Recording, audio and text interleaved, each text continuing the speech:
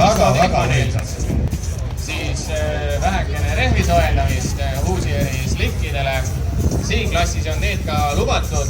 Ainus piirang siin ongi siis vähemalt 400 meetri puhul oli, palju meil see index bracketil siin on, 8,9 kuni 13,6. Et üle 13,6 ei ole mõtet venida rajal ja kiiremini pole ka mõtet sõita.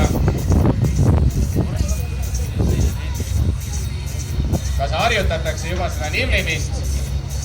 Selle asja nimi oli jebimine. Jebimine, vabandust. Jebimine.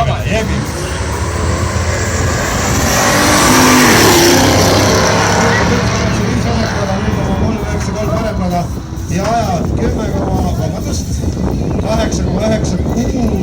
kilomeetris vasakada, 9,519 kilomeetris panemada. Ja Kristol oli seal lõpus natukene libe nende slick-rehvidega. Vast jõuab kohaneda. Järgmisena parem rada Aago Kravets, vasak rada Villepsa.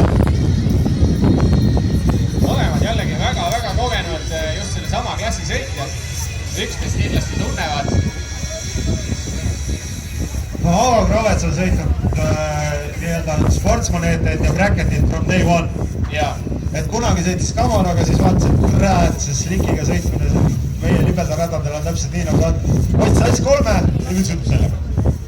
Aga nüüd, vaikus, palun!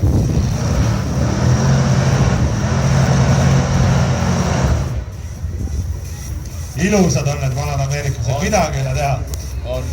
On ikka, vaadata. Vaadata natukene võib siin suunulgast pisikene kett ka suurest kadedadest. Teha nagu nii, sellised.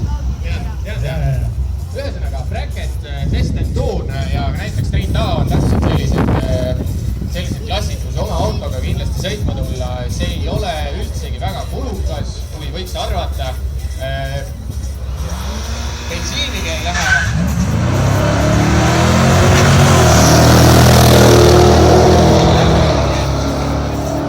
Reaktsiooni ajal,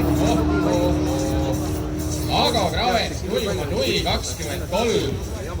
Ja Vill temale vastu 0,455 ajad, 8,89, 127 kilomeetrit tunnis vasakrada ja 9,026 kilomeetrit parem rada. Esimene ring läbi. No nii. Ja tulevad meil taas Test and Tune, Marger parem rada ja Peeter Plakk vasakrada.